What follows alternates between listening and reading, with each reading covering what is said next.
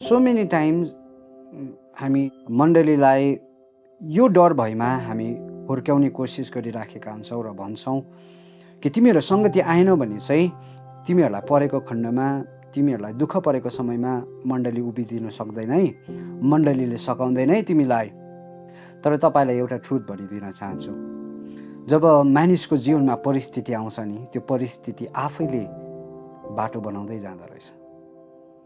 जब एउटा तीव्र गतिमा बग्दै गरेको खोलालाई हेर्छ भने त्यो खोला जसो जसो बग्दै जान्छ उसले आफ्नो बाटो आफै बनाउँदै जान्छ। त्यो परिस्थिति पनि त्यस्तै हो। जब परिस्थिति आइपर्छ त्यो परिस्थिति आफैले नै आफ्नो बाटो आफै बनाउँदै जान्छ। हामीले मण्डलीलाई त्यो डर र भयमा सङ्गतिमा दोहोऱ्याउने होइन, तर एउटा ट्रुथ एनोइन्टिङले चाहिँ मानिसहरूलाई खिच्दो रहेछ। जब मानिसहरूले परमेश्वरको अभिषेक मण्डलीमा बगेको देख्न थाल्छ, हामीले मण्डलीलाई यो कुरा भनिबस्नु पर्दैन, तिमी सङ्गति आऊ है, होइन भने चाहिँ दुःख परेको समयमा तिमीलाई सघाउन सक्दैन। त्यो एनोइन्टिङले नै मण्डलीलाई खिचेर लिएर आउँछ, मानिसहरूलाई तानेर लिएर आउँछ। किनभने त्यो एनोइन्टिङ भित्र चाहिँ त्यहाँनिर मिराकलको कुराहरू छ, त्यहाँ हिलिङको कुराहरू छ, डेलिभरेन्सको कुराहरू छ, एन्ड मेनी मोर, धेरै आत्मिकी कुराहरू छ। एउटा बिमारी यदि मण्डलीमा आउँछ भने त्यो बिमारीलाई प्रार्थना गर्दै गर्दाखेरि त्यो बिमारी निको हुनुपर्छ। यदि मण्डलीमा यदि कोही मान्छे अशान्तिमा आइराखेको छ भने सङ्गतिमा बस्दै गर्दा त्यो मान्छेले शान्तिलाई प्राप्त गर्नुपर्छ।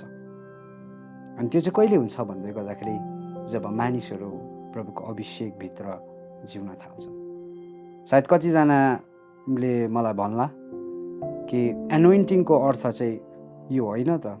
I know anointing is all about setting apart for a special task. मैले चाहिँ यति मात्रै बुझेको थिएँ, तर योभन्दा पनि बियोन्ड रहेछ एनोइन्टिङ भन्ने कुरा चाहिँ। मैले मेरो लाइफमा एक्सपिरियन्स गर्दै गरेको कुराहरू, जब मण्डलीमा प्रभुको अभिषेक बग्न थाल्छ, प्रभुको आत्माको काम हुन्छ। अनि जब प्रभुको आत्माको काम हुन्छ, मण्डलीभित्र मिराकलको कुराहरू सुरु हुन्छ। अनि यो कुरा चाहिँ कहिले हुन्छ भन्दै गर्दाखेरि जब हामी मण्डलीलाई प्रभुको डर र भयमा जिउन सिकाउँछौँ।